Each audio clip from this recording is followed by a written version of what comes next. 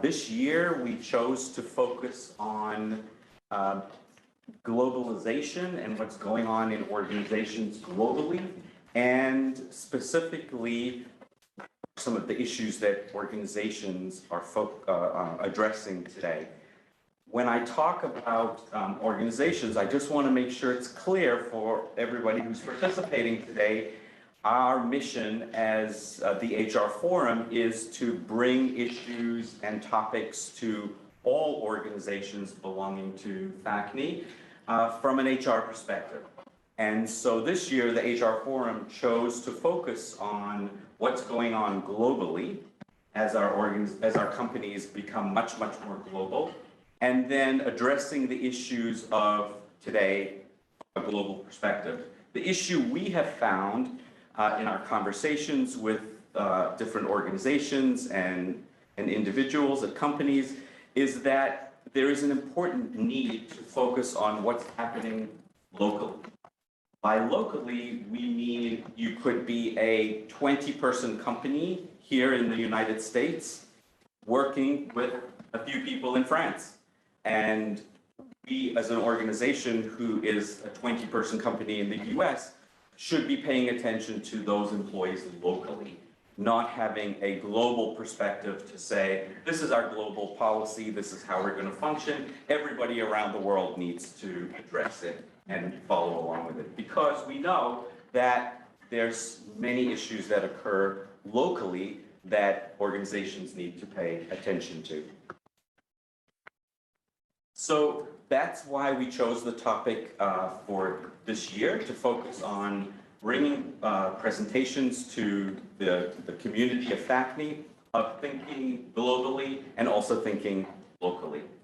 So today we're going to bring that topic to everybody, where we're going to talk about what is going on from a local perspective, and we have three great panelists who are going to explain to us from their perspective what their experiences have been.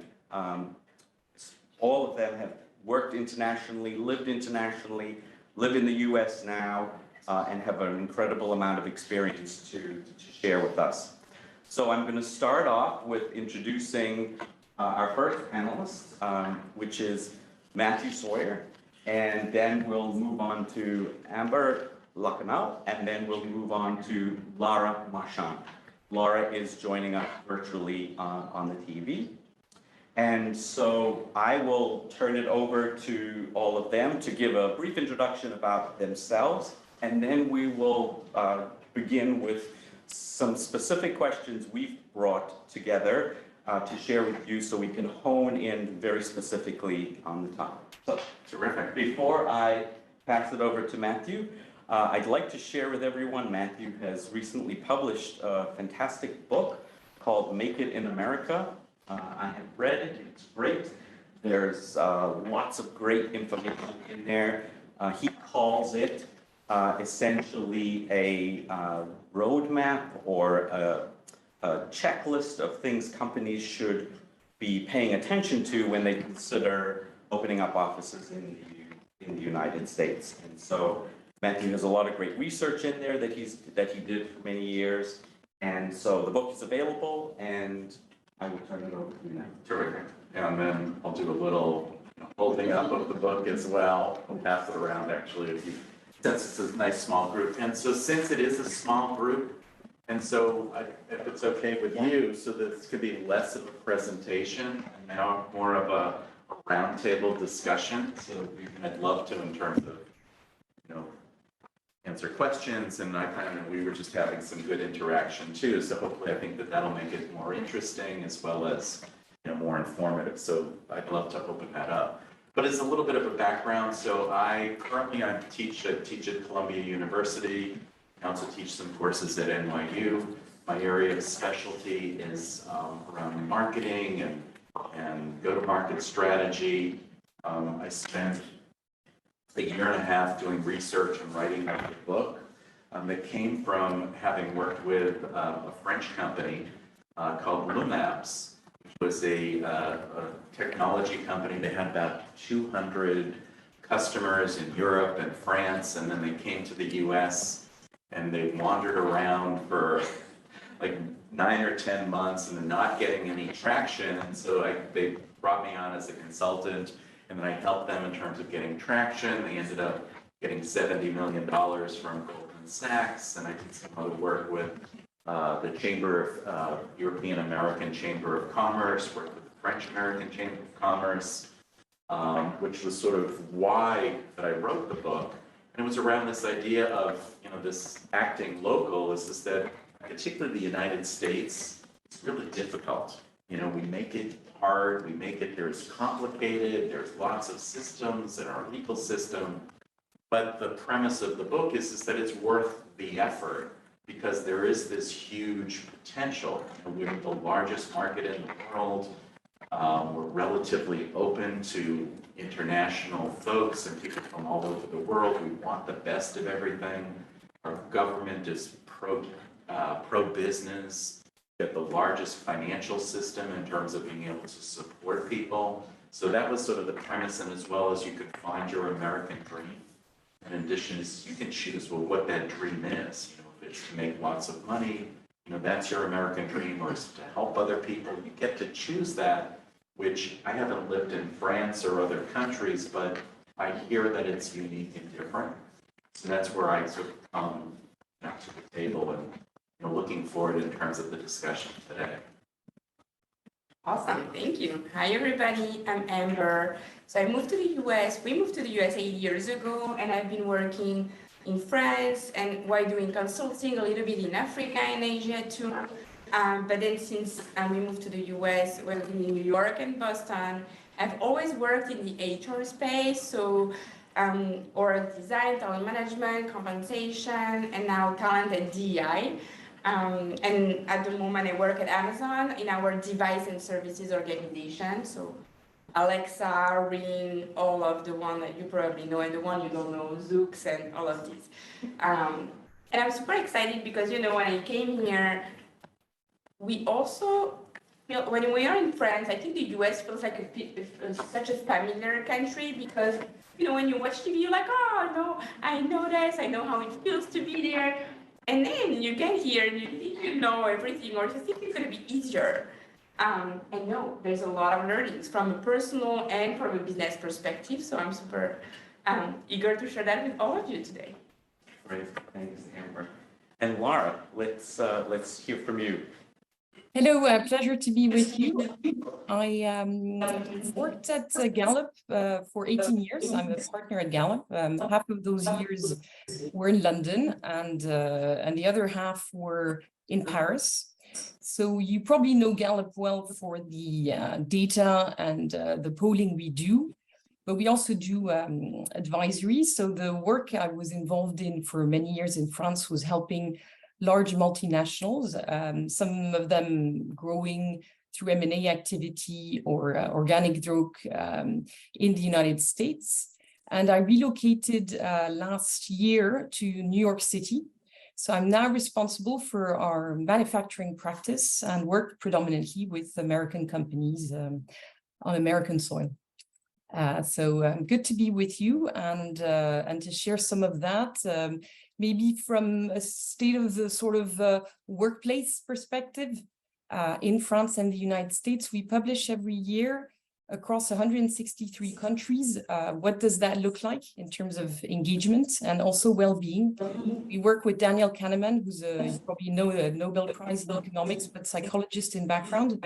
So it's that intersection that's very interesting, the behavioral economics perspective, where it's also looking at where are the French faring, the Americans, in terms of whether they're thriving or suffering in their lives, but also very much in the workplace. What does it mean, as Amber, you talked about in terms of DEI, of leadership, Matthew, around as well management. We find that 70% of people's engagement at work, whether you're French or American, is about your direct manager. So sort of the implications for companies in how also they think about new trends and the shift of what we're seeing towards, of course, more hybrid work. So I'm joining you remotely with joy and thanks for having me on.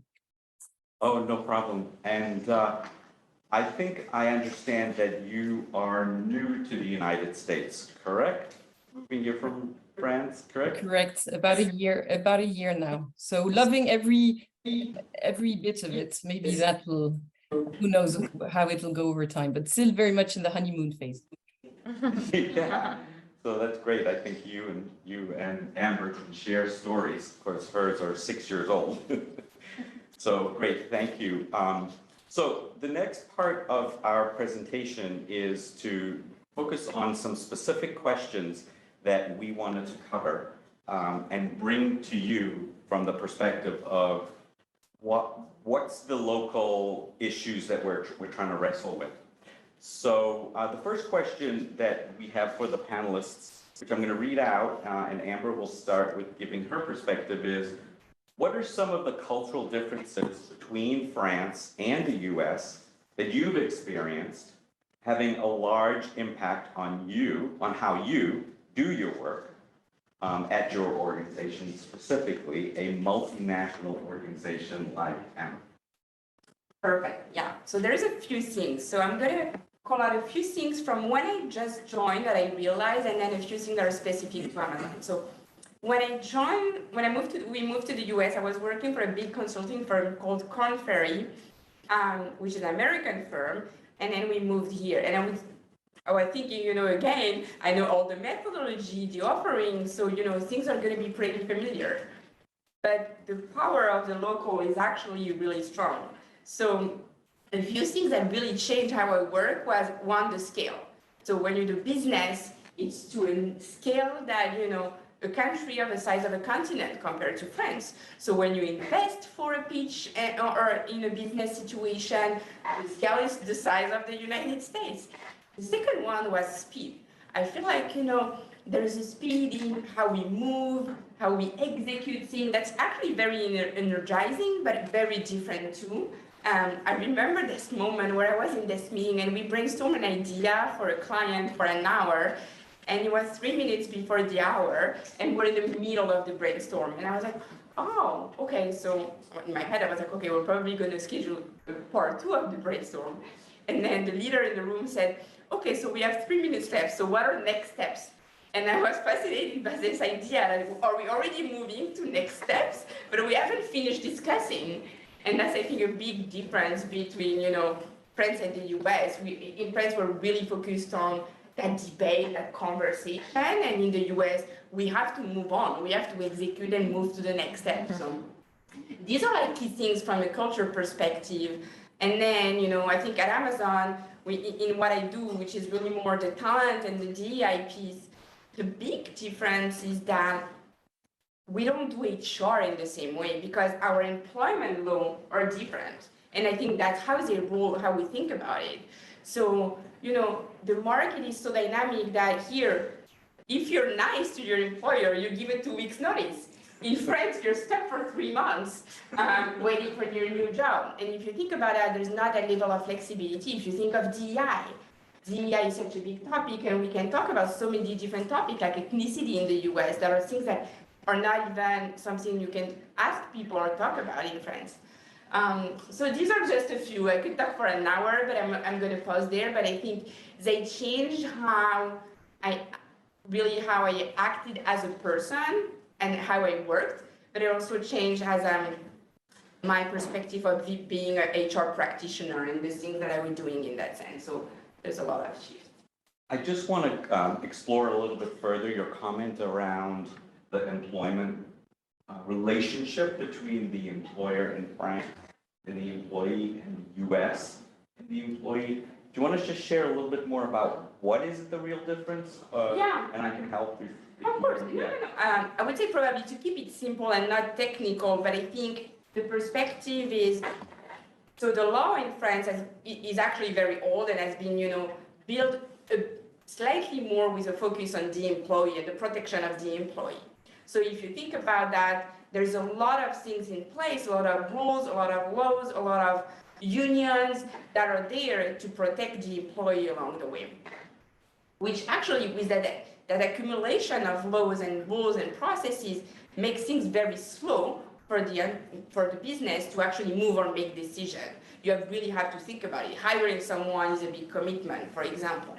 In the US, I think it's a newer he has been designed from a different perspective, and it's a newer law. And I think he has been designed more in the mindset or with the business in mind. So there is that level of flexibility. There's not all those years or decades of rules and additional constraints that are there. And there's a bit more. There's way more flexibility for the business. I think in the end there's flexibility for the employee too. But if you really think about the perspective of the business, that's I would think the big difference on how. And then it goes on how can you adjust to the market? How can you find another job? Which also goes to the scale of the market. And just to add just a couple more highlights specifically, when you talk about the years, we're talking about post-industrialization here in the United States, which is, let's call it late 1800s. And the first laws didn't come into being until the 1920s and the 1930s, employment law. But I think one law fundamentally that is different is that in the United States, all employees are employees at will. And we can come and go. The employee can come and go whenever we want. There's nothing tying us to the organization like a contract. Unless there are certain contracts that, exactly at executive levels, exactly when we are contract. And salespeople and people with professional expertise that are hard to get to come by. Yes, companies typically engage them, but when you look at the 330 million people that live here in the United States, and 210 million of them are working, the majority of them are employees at will. But in France, right, everybody has a contract. And in the contract, what's different is that there are specific rules that you as the individual have to follow to get out of the contract. You can't just say goodbye, 2 weeks notice here, I'm gone, see you later. You can't just do that because the employer, has tied you to that contract. So when you have those two dramatically different perspectives of how you function in an organization, you're absolutely right. It does change the way you do business, specifically. Laura, Matthew, anybody want to add anything to what Amber had said? Well, from my perspective, so I'm an American, grew up here actually just across the river in Brookline. But I did work for 7 years for a French company and work on French management. So there was a lot of, in terms of from cultural differences. And we were talking about a little bit before, is that it feels to me as in France, there's much more of an emphasis in management is around being on top of the details, being really on top of it, making sure you know everything that's happening. Where in America, are the American workers, I don't say resent, but it's just sort of, we like to be, well, tell us what objectives are and we'll figure out how to do it.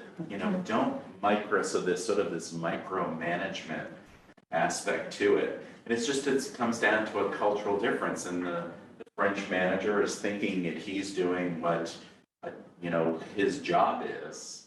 But that's very different from, the American. And there was, within this company, there was certainly some resistance between the American kind of workforce and some of the French executives. And in your book, you talk about the Hofstede Institute. Yeah, so that was shared with everyone. What so that was in terms of looking at, so there's a chapter in my book that's called Understanding Americans. And it starts out with the first quote from someone that actually we both know, who says is that I've been living here in the United States for 25 years. It's French. I still don't understand Americans. And he had grown up in France and he was a manager. But it's sort of this idea that it is so complicated and, how do you figure it out? And on one level, we're very sort of looking at, the movies and the movie industry. I have a case study actually about a French executive that came here and started a company and didn't work out, and then he ended up going into the film business. And his comment was, how great is this? I come to America to live because of the movies, and now I'm making them. But so I tried to, in terms of what are those cultural differences. I ended up working, there's an organization out of Finland called the Hofstede Institute. And it was started by Gerda Hofstede back in like 1970s, 1980s, where he was working for IBM. And he had access to over 100,000 executives. And the only difference, because they were relatively the same in terms of income and education, the main difference was that in terms of what countries they were from. So he started with that, and then he'd been doing it sort of not every year, but continually over the past 40, 50 years. And so now that their database has grown to over 100 different countries, and looking at what are those cultural differences. And he broke it down in terms of 5 attributes or sort of pillar in terms of looking at it on 5 different dimensions. You know, one, which is the first one, was called power dimension, have the power distance. How much does, in terms of your acceptance to authority, is, you know, sort of within that particular culture. And that was one that very different in terms of the US versus France. That France, in their research, scores very high among this power dimension. So that looking at hierarchy as sort of an acceptable thing, where here in the US, it's relatively low in terms of having more of an egalitarian. There's certainly, you know, pillars, Wall Street, and some Hollywood where you do have those. But for the most part, that's a very different dimension. Another dimension that was very different was around this idea of uncertainty avoidance. And that it has to do in terms of, you know, how comfortable are you with the unknown? And so that was one of the dimensions that he looked at in terms of all of these different countries. And that was one that was very different in terms of the US and France. Whereas in France, they had a relatively high uncertainty avoidance. So they didn't feel comfortable with uncertainty, where in America it was very low. So we're much more in terms of comfortable with the degree of uncertainty. So those were 2 of the things. And of course, every person is different. So you have these cultural things, and every person is different. But there are some looking at things. So that was trying to explain, you know, why are these differences? And you know, that's sort of the theoretical. I'm just wondering from a practical perspective, does that hold true, or have you seen that? No, I think it's very true. I think, and it's always interesting because we talked about that, once you have worked in several countries, several organizations, suddenly you realize how all those dimensions plays. So I think, you know, also the industry, the type of business that you do really shape the culture of an organization. I'm going to give you an example. When you work in consulting and you have a lot of methodology, you have a lot of people that are super conceptual, like to think about framework. So it actually translates, and there's a lot of rational people, so it actually translates in how they work. I work for an advertising agency, and then it was a lot of creative people, and creative people don't necessarily process or check the box. And then you have Amazon, that's a company of engineers. So I think you have that layer that's really true globally. But then you have the additional layers of, like, you're right, the specificity of the country. And what we have been taught is like the right way to manage people, the right way to talk about yourself. I think another learning for me was the personal branding piece. It's so interesting, you know, when I came the first time, they wanted to, you know, put me on a project, and they asked me, have you done this before? And I've had that type of project once or twice, so I said, yes, I have some experience. So then we go into a room, and I work with an American person at the project, and I realized, and I guess the way she presented, she was like, yes, I totally know the field, I rock this, and then we are working together. And I guess we're having the same contribution. And the feedback from my manager at the time was like, you completely undersold yourself. And I was like, oh my God, well, I didn't realize that. I just arrived. So I think there's just that thing about, you know, how to actually market. And the US is the country who has invented marketing. I mean, the truth is that there's so many things to learn there. They just presented the other day my son was be like running around and not being very disciplined in a room, a French person would have told me, "Oh my God, he's so undisciplined, are you doing this?" But an American person came to me and told me, "He's so independent, that's amazing." And I was like, "Oh, thank you. Thank you for that, I love it." So I think, yes, those are very true. And I think, it's just a humbling experience, but you're learning every day. Well, to that point, in terms of the talking about yourself, so think about like the beer industry. So we have in America, we have Budweiser, which is, we're the king of beers, right? Whereas in Denmark, Carlsberg, well, we're practically one of the best beers. Yes. So it's just this sort of how we present and so the Americans is what we brag in. So I find, particularly with some of my students, particularly from some countries, whether particularly from China, from India, where they vary in terms of, taught in terms of being modest. And that really, puts them at a disadvantage a lot of times, against these Americans who say, "Oh yeah, I can nail that.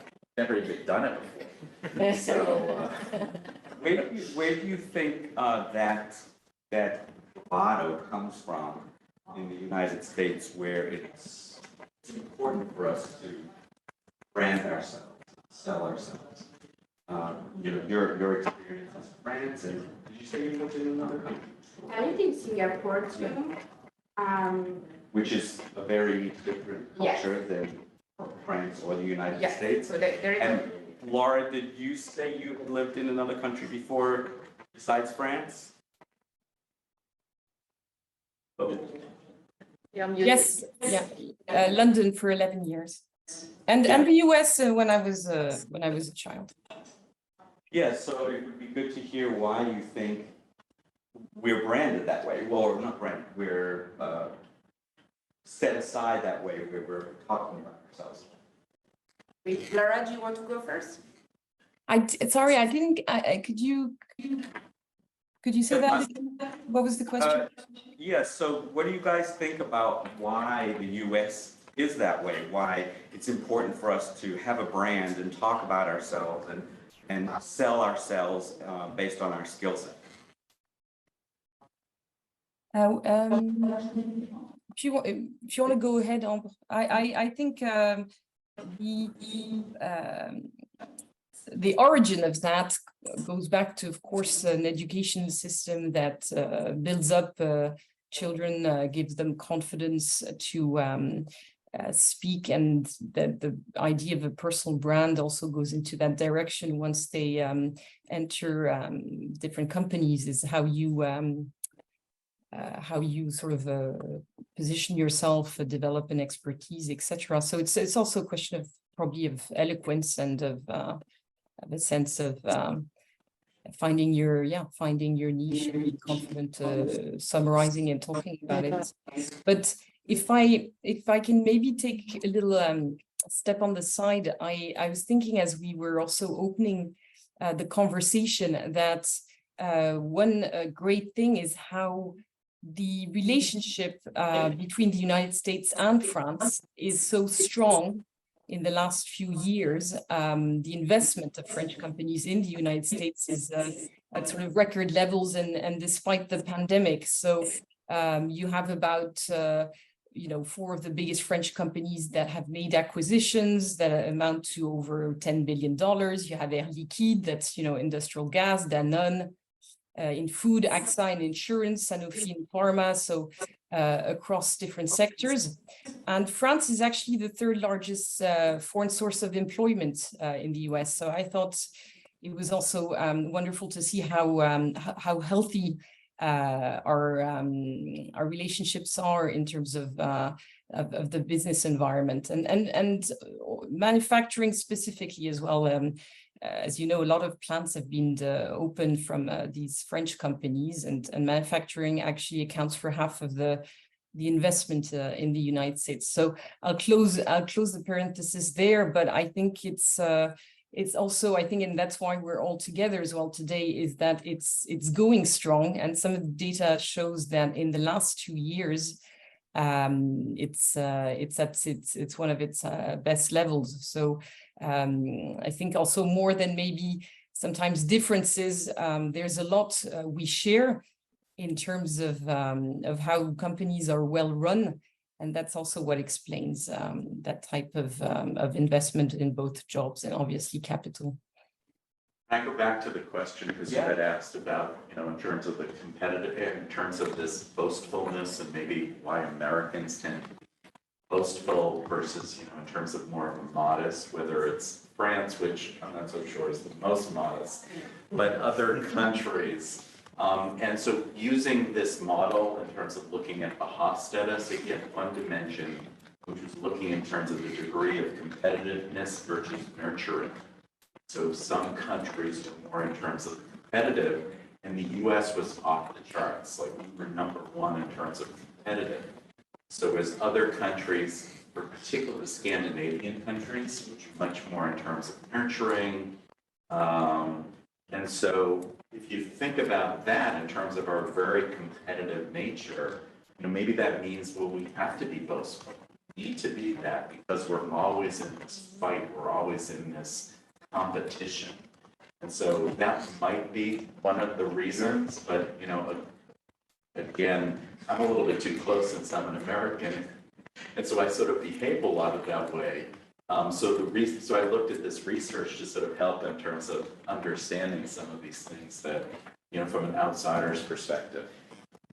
One comment I would just want to add to that is, if you think about the United States and us being, a few hundred years old compared to China or countries in Europe, the youthfulness of our years of existence occurs because so many people came here.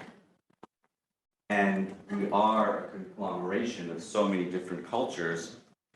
We almost had to fight, or fight's a bad word, but work really hard to stand out in our different cultures and in our different work. And so maybe that also would have contributed to our needing to say, this is who I am, this is who we are, give me a chance. Definitely. But there are some positive aspects, so maybe we'll switch this in terms of talking more about communication. Yeah.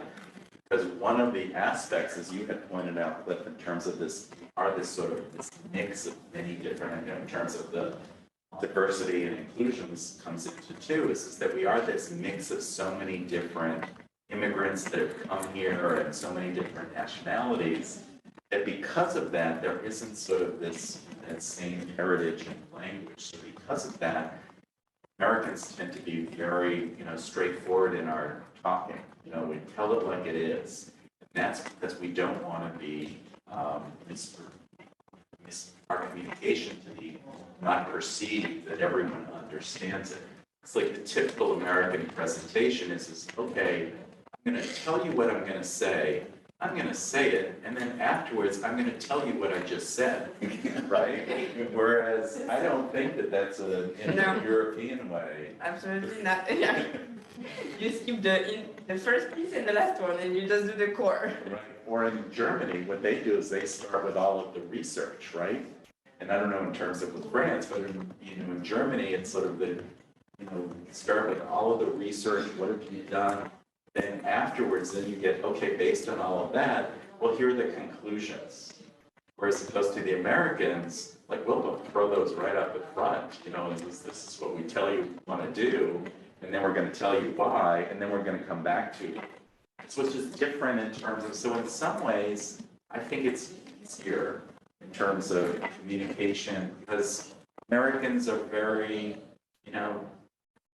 we tell it like it is, and also this high degree of individuality. That's one of the reasons that there is, from an outsider, they might look in terms of, well, this country has so many conflicts and groups that are, fighting and whatever, but, each one of them has that individual, whether it's Democrats and Republicans, whether it's Boston Red Sox fans versus Yankee fans, everyone has these groups of individuals that are then debating and saying, and sometimes it certainly gets out of hand. But that's another part of in terms of, I think, how the United States is different. So coming to the US from France, following on your theme of communication, could you share a couple of experiences you've both had when it comes to cultural communications that you would have functioned in specifically a certain way in France, and then you came to the US and you had that expertise, that expectation of how I'm going to function, and it's not correct because the US does it differently. Either of you want to share something that you've encountered since you've been here? Yeah, sure. A couple? I can start, yeah. Yeah. So I think one thing that's very true is the level of specifics. So, I think I think tying to this, the execution piece and the level of transparency and precision, when you think about, again, when you're doing a presentation or a strategy, I think the implementation piece and knowing what are going to be the next step, what's the work backwards timeline, that level of specifics is very, I remember when I came here, the feedback I got was like, oh my God, your ideas are amazing. But then what's next? Like, what's the plan? What are the next steps? I was like, oh, okay, well, in my head, I was like, well, it doesn't really matter. The idea matters. But now that I've worked so many years in the US, I see so much value in also laying that out, because there is all those, there's plan that's clear for everybody, and then everybody can agree, you have that visibility, you have that safety. So I think there is a lot of value in both, and that could be one of the reasons why our two countries work so well together.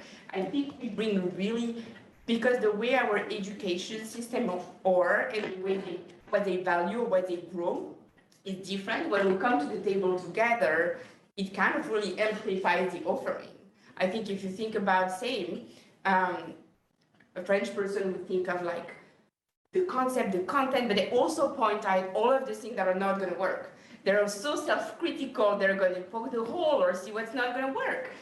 And then I worked in change management with my amazing friend, and she's such a beautiful writer and storyteller, and she's taking my concept and she's making that like a wonderful, and she wasn't changing it. I think she was just presenting it in such a different light, which was so much more valuable. I was like, okay, I guess this is amplifying what I'm presenting.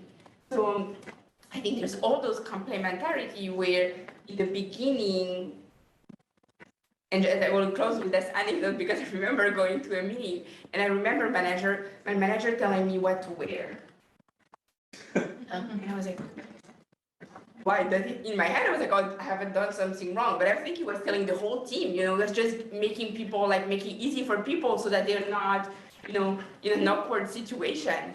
But for example, there's something in France you would never think about telling people. You have to figure it out. I mean, so these are things where, those are funny, but I think when you work together and you combine both, this is where you get to a way better outcome.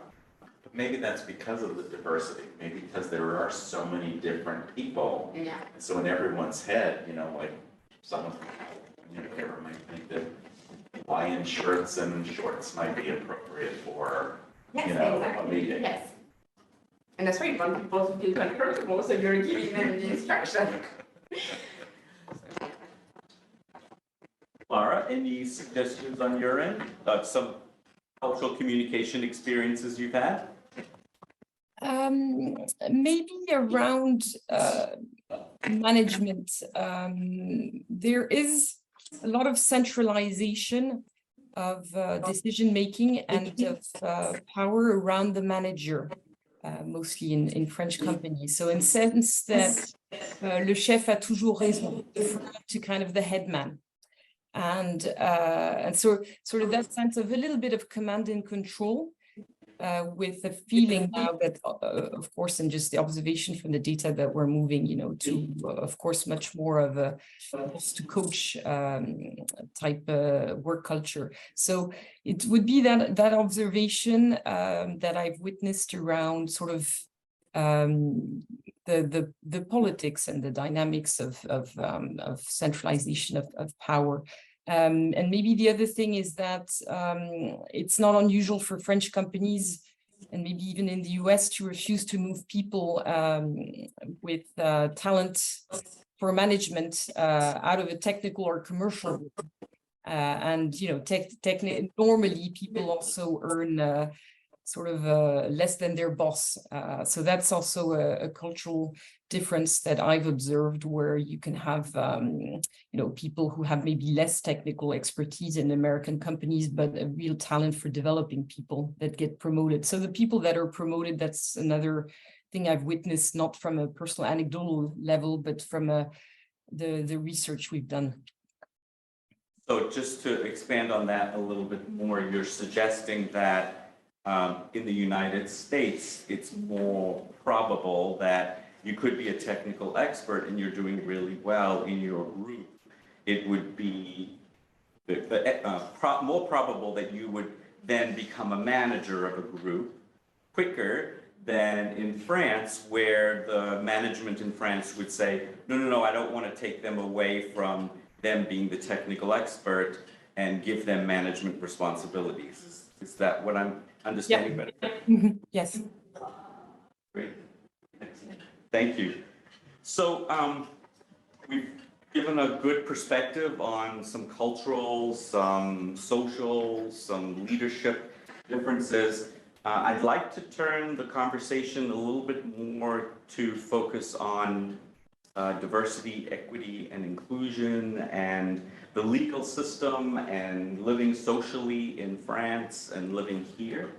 Laura has some good background and experience in that. So the question is, how does the legal system in France work versus the US when you look at these four topics? And I'll be happy to read them again: leadership style, DEI and gender diversity, our lives socially, and our legal structure as an organization compared to our our structure as a legal organization in the U.S. So could I start? Yep. So I think first, before we dive into the individuals, you first have to look at the overall legal system. I did a chapter in the book about the legal system and the differences between the U.S. versus other countries. And the U.S. is unique in several regards. And the biggest one that it's unique in is particularly around litigation. In the U.S., in other countries, if you were to sue someone and you were to lose, well, then you have to pay their legal fees. In the U.S., you could sue someone, and then if you were to lose, there's no penalty, and then you don't have to pay for them. And then you don't have to pay their legal fees. And then on top of it, you have all of these contingency lawyers that's saying, okay, well, we can just sue, and we only are going to take a percentage of if we get any winning. So because of that, we're much more in terms of litigious. There's a lot more lawsuits. There's a lot more things because there's no penalty for not doing that. So that's just in terms of an overall arching in terms of, and I'm not that familiar in terms of how the French legal system works, but I know that the US is unique in that regard. Laura, in terms of leadership style, how do you see that, the change in, or the difference between the legal structure in France and the US? How do you see that impacting leadership style? So I'm not a lawyer in background. So if I talk from the perspective maybe of organizations that I work with, for example, on DEI audits, cultural audits, where you would look at their data, sometimes through survey data, and then you're also looking, sort of at qualitative research through focus groups and people talking as well about culture of ethics, inclusion, etc. Some of which, of course, can also have legal ramifications. Some companies are doing this. I'm working currently with a company of 50,000 people in manufacturing, where they've done this huge study because they wanted to see more women climb the ranks, and they've publicly committed to having 30% board, but they're more around the 20%. Anyway, if I go back a little bit to the legal pieces of in France, you wouldn't ask people about their race. That's not reported. So that's data you don't analyze from that angle. In this case, I talked about women, but the project obviously extends as well to other groups. But there is, in terms of also, a difference where organizations here in the US tend to be more mature, more progressive, maybe on some of these matters. It's possible to report the data, for example, if you're doing surveys or asking people to kind of identify, etc. So that's definitely when you think of programs, interventions, etc. It's adapting to, I guess, where the organization is at, and not putting, for example, a pure American perspective from that angle. But I would rather, maybe put the light back on sort of the legal expertise that we might have on the around the table. I'm really talking about from sort of a client perspective here. Just to add from the US's perspective of what you were suggesting, where you wouldn't ask for race in France. So organizations here who are 100 employees or greater are required to submit a report to the federal government. It's called the EEO-1 report. It stands for the Equal Opportunities Report. And every year, employers are required to collect that data about gender, about ethnicity, about there's a variety of other things that they need to collect specifically in relation to hiring practices. So the law is supporting making sure that the organization is functioning equally in terms of people they are considering for candidacy at their organization, as well as the people that are within their organization in managerial roles and promotion and so on and so forth. So all of that data has to be collected and tracked in an organization, and that's why organizations have to ask that information. And of course, you can only ask that information when they become an employee.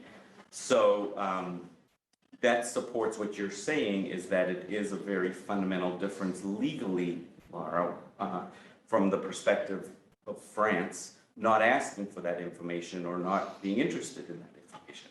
That changes specifically how you would function in your leadership style within an organization.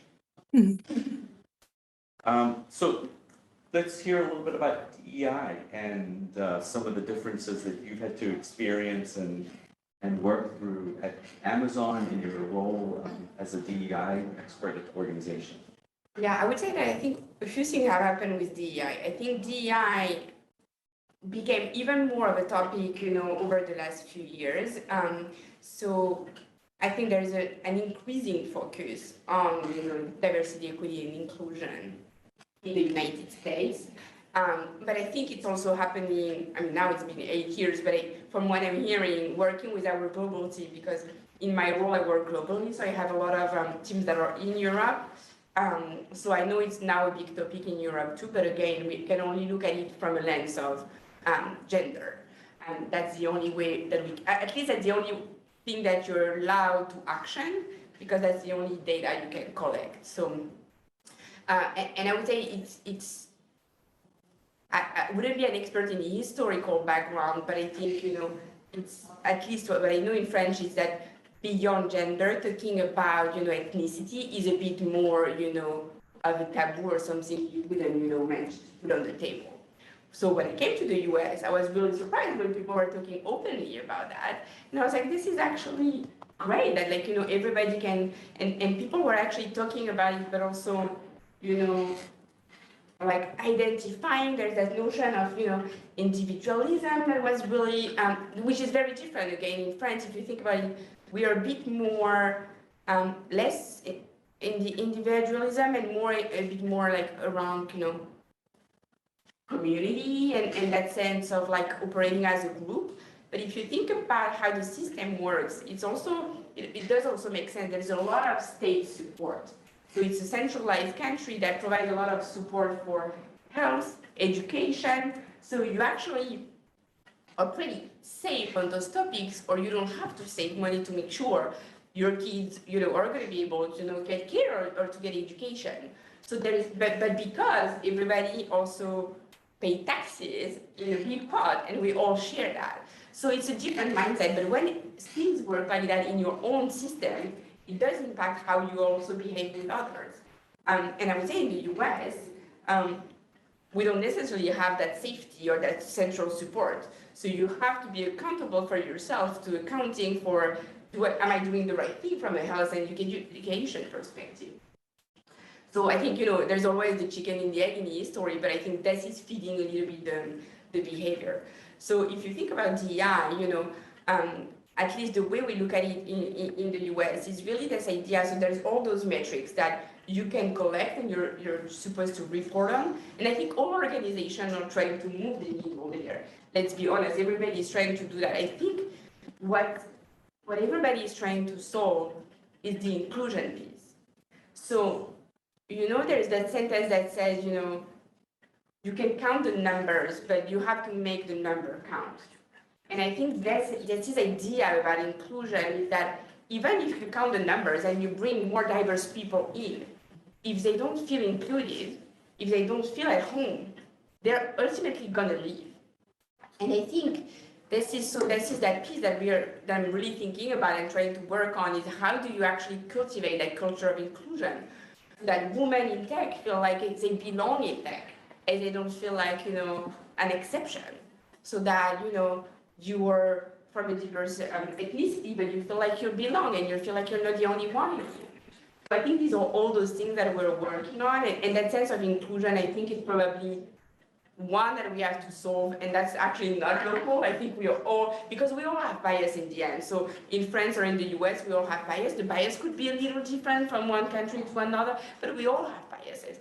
So it's like, how do we start with that self-awareness to actually change the culture we're in? And I think that is really more of a global challenge. And I think it's hard as an organization because there is only so much you can impact. I think there's also work, there's also a systemic problem behind that. So these are a few things that I'm thinking about and how the culture layer in. So I've worked at some companies where we had incredible diversity. One company I was working with had Muslims and American Indians and just incredibly diverse. And one of the practices that, at least at that company, the company was Snapple, makes iced tea, was that to look at in terms of evaluate ideas, to try to separate the ideas from the person that it came from. And then if the focus was in terms of the idea or whether it was a new product or whatever, that helped. And particularly since there was such a diverse, and it also came from the top too, with the leaders of the management of the company wanted in terms of lots of ideas and let's do things and get things done quickly and whatever, so that enthusiasm, sort of looking at the best ideas, very much came from the top. And I think what organizations have been working on, like you have said, for so many years now, is recognizing differences in diversity, recognizing equity. But I think this notion of inclusion is becoming much, much more prominent in the sense of how do we solve for inclusion as an organization. You become more aware through diversity and equity, but how do we still solve for inclusion around the whole organization? You could be an organization of 1,000, 500, I don't know the number of Amazon, but it's huge. 1 million. How do you solve for inclusion in an organization of that size? So the question that comes to mind about that is, what do you see as the biggest challenge or obstacle or idea that organizations should focus on to help move the needle when it comes to inclusion? Based on your research and your experiences and the survey data that you've seen at Gallup, have there been any specific things that have come to mind that organizations should pay attention to when it comes to being more inclusive? Yeah, so the first thing is what you were saying, Andre, made me think of a quote you've probably heard before from Verna Myers at Netflix, is diversity is being invited to the party and inclusion is being asked to dance. So there's one question that I think, and I think actually DI now has added a B to the acronym for belonging. So a great question that's often asked in surveys: I can be myself at work.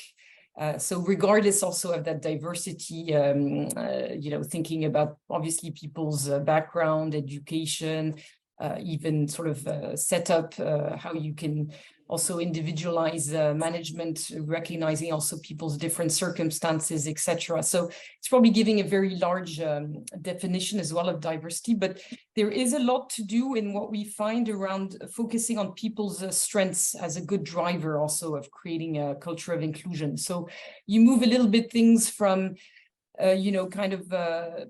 how people do things around here to actually, what does the person bring to the fore from a strengths perspective, and focusing on that to create a sense of people also feeling they can be themselves at work, or they can bring their best self at work, or and then I think, Ambre, if you've been, yes, at Korn Ferry, there's that training you talked about around biases. We haven't worked on that, but there's also working on how you create a sense of culture of inclusion that's around psychological safety, whether people feel valued, also from a sense of their opinions count. There's many questions that also obviously measure how people feel respected, etc. But I think to your question around where this is going, the thing is there's still very much of a disconnect between how HR and CHROs think things are going on diversity, equity, and inclusion in their companies versus what people are actually reporting in their experiences. So if I give you an example, if you ask a CHRO, do you feel that employees are treated with respect? At 60%, they would say yes, but actually, if you ask the people, only about 44% say yes. One that's maybe more glaring is when you ask HROs, maybe because obviously they drive this, but if DEI is making an impact, 97% say yes, but actually employees only 37% say yes. So I'd say it depends who you ask in terms of how much progress also is being made on these, or there's a perception piece, of course, as well.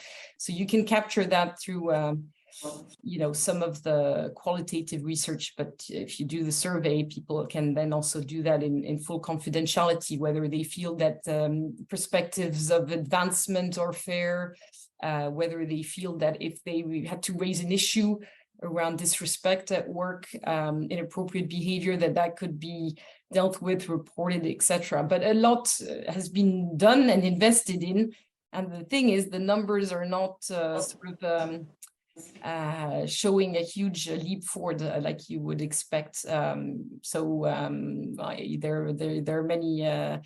are many issues, but it also, just a last point on that maybe, is it comes down a lot to managers. You can put a lot in place at obviously a corporate level in DEI, but if you have managers that are terrible and don't themselves display, they're kind of the first line of defense when it comes to also identifying, kind of putting out some green lights about potential issues in the workforce. And when you ask managers if they're prepared to discuss DEI issues, very few are, and they're definitely not that equipped. So it's also a question of if we're thinking about kind of the DEI agenda itself, a lot of this is your kind of direct experience of it and whether your manager is someone you can trust.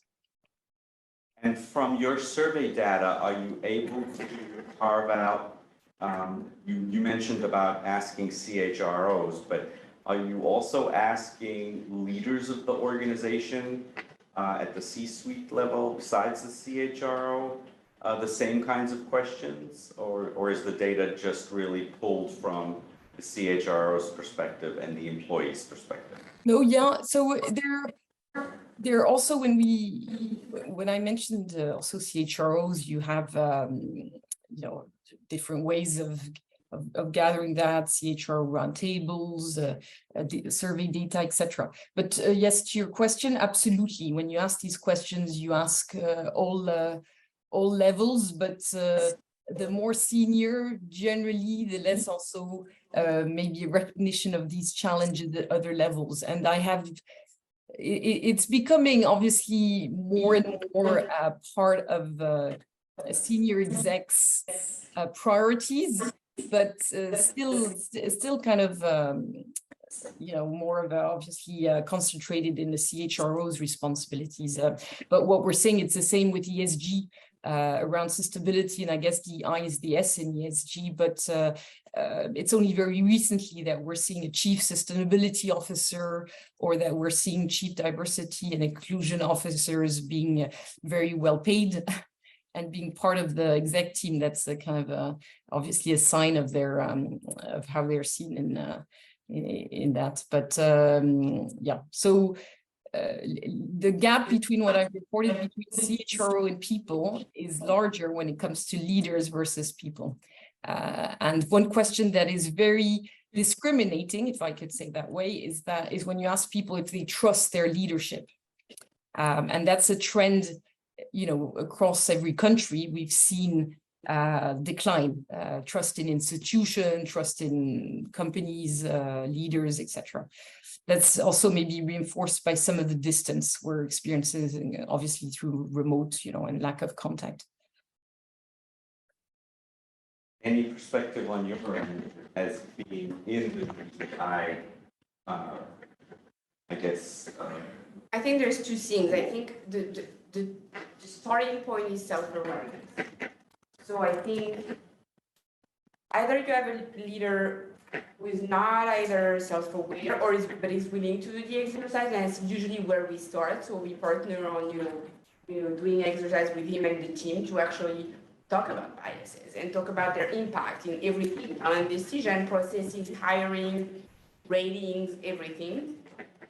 So I think that's probably the main one. And then I think the initiatives where we get the most traction on inclusive behavior, or when a leader comes to me and says, I want to work on this, but I don't know how to. And then I think we have something. The journey is long, but I think we have something to latch onto because there's a leader who wants to do it.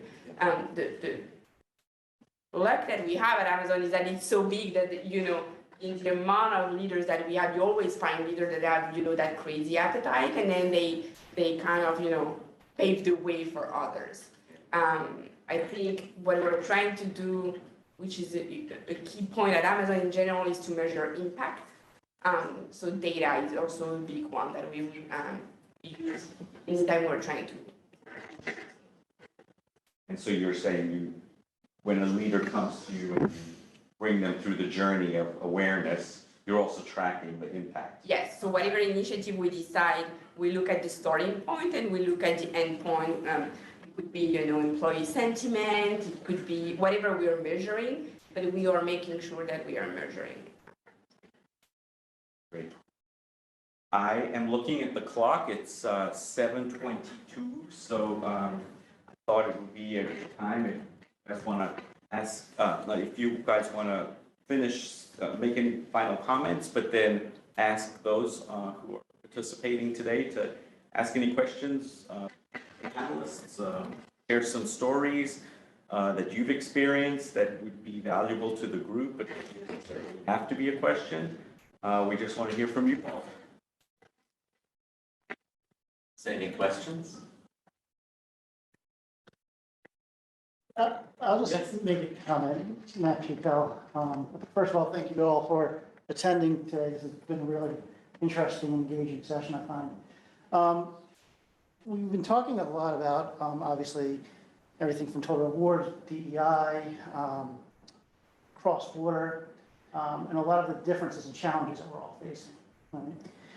You know, what I'm curious about, and we deal with a lot of organizations, many of which are US-based, some are based overseas, but have employees throughout the globe. And what we're finding is almost every company that we're dealing with are asking, how do we erase the borders? How do we have a, you know, company XYZ, a one XYZ message to employees, whether in the US or in France or in China or in wherever it might be, and with such different benefits and different requirements. I'm just curious, through any of your experiences, have you ever had any strategies? Have you had any successful campaigns that maybe you've tried to roll out to essentially make the organization, no matter where you're sitting around the globe, feel like that one organization? Just curious. Well, I teach at Columbia, one of the courses that I teach is about strategic communication. And so one of the things, and I think it comes back to the theme of today, was this sort of thinking global, but acting local. So with that regards to is, I'm not sure you can have one message that's going to resonate everywhere. I think you need to be, you know, certainly that there's an overall theme and whether it's the, you know, the guts of it, but it needs to be tailored, you know, for the audience. So I'm not, I push back on this idea of one, you know, I guess Coca-Cola tried to do it with like one red can in every, you know, in every country of the world. But other than that, I don't see a lot of good examples. So actually, I have one. If what you're asking is really that one culture beyond the local culture, that one umbrella that we all feel like we belong, I actually think Amazon has done an exceptional job at that, where everybody actually behave and think and actually name themselves as an Amazonian. And I think one of the ways, I haven't been there, you know, long enough, so I've seen the whole story, but I think, you know, leadership and Jeff Bezos played a big role in that. So I think, you know, we all say that all the time. It comes from the leaders top down, but I think there's a truth in that. One thing that he did was, you probably all know that, but he actually implemented 12 that are now 14 leadership principles that other organizations call values or conditions called behavior, doesn't really matter, but they are baked into every step of our processes and everybody knows them by heart. And I think that's really what, and he spoke about them. He gave example, we know what are his favorite ones, everybody, you know, live and breathe them. So I think that's one way, which is probably the first organization in my life that I've seen that has been able to do that, to be honest, because we all try to do it, and I have never seen it. And it's the biggest organization I have worked in, because it's 1.2 million, and it's actually the case. So I think we can, but I think there needs to be such a strong leadership willingness and really rallying the team around. Well, is that because of pride? People feel proud of their fact that they're with this company that's such a world leader? I think they were, but I think he started from the beginning when they were not that world leader, and he already implemented that. And I think each leadership principle as a rational as to why it benefits the customer. Right. So they all have a story, they all have a foundation. So either you agree or you disagree, but they are so well thought and you know, explained by him that, you know, everybody lead them. And I think he ended up being a worldwide leader, but I think it wasn't always the case. So. Just one comment from my experience is that when companies come to us and ask us that question, whether you're a company just local in the United States or whether you're a global company, it doesn't really matter. And you've never really done anything, and let's just say you can't really describe your culture. What we try to focus on is to find one thing. They have 14 now, but you start with one, and the one thing you start with is tied to the strategic objective. So you could be producing these bottles, and there could be 1,000 people in your company. You have no culture. But the strategic objective for 2024 is we need to improve our profitability by 3%. How are we going to do that? And everybody needs to know what that is. Like you said, everybody needs to embrace that core value, and then essentially you work towards it. And so that starts the culture. So now we've rallied everybody around improving our profitability by the end of the year. And then next year you bring in another initiative, and you bring in another, and then the culture, the values start to evolve and become tangible that everybody can talk about and experience, and then, like you said, you've got to build it in like it's everything you do, like you live and breathe it, and everybody lives and breathes in order for it to become sustainable and in order for it to become completely part of the organizational fabric. I think you can't, it's very hard to say, based on, from our experience, it's very hard to say, okay, bottling company, tell us your culture and let's see how we can figure out how to improve it. It's very, very hard to do that. Laura has that same experience as well in the work they do. You almost have to start from scratch and find something to build and grow. Kind of like small blocks where everyone. They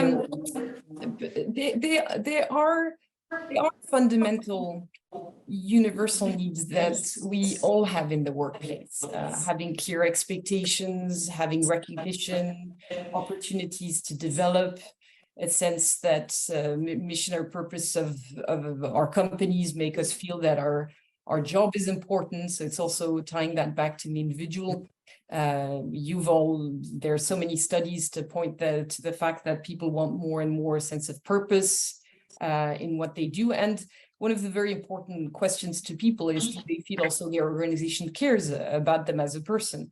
So those are fundamental regardless of whether you're American or French. And you were talking about also kind of moving towards a sense of one culture within an organization. This is how we treat our people. This is the right way of doing it, kind of regardless of your origins, your nationality. And we gather around the fact that we think that good management and giving people attention and recognition.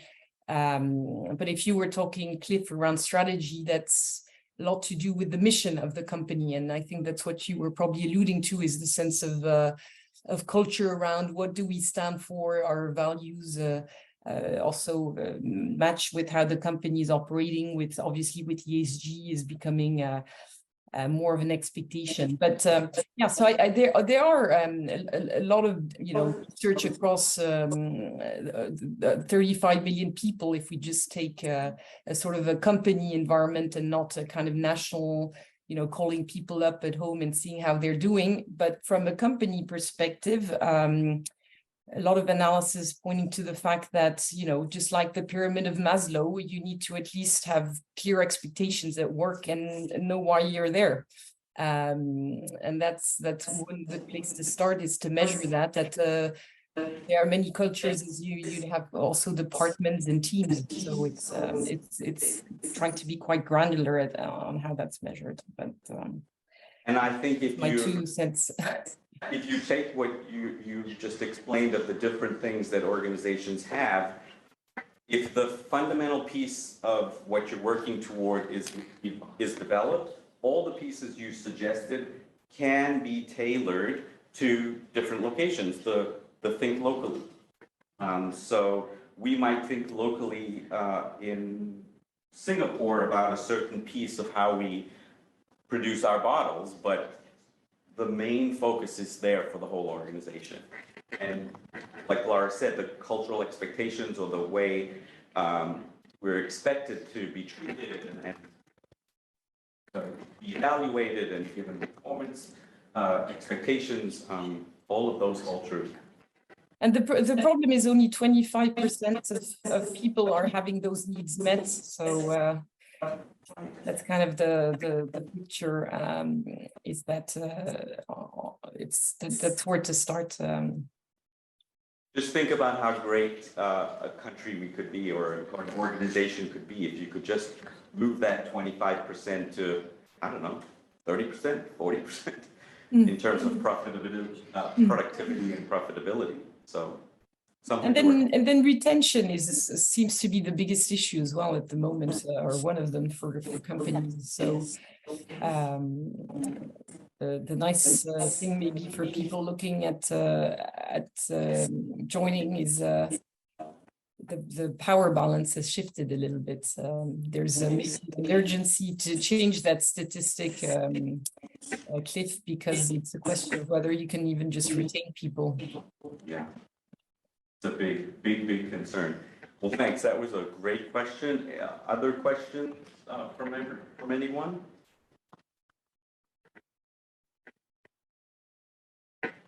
Great.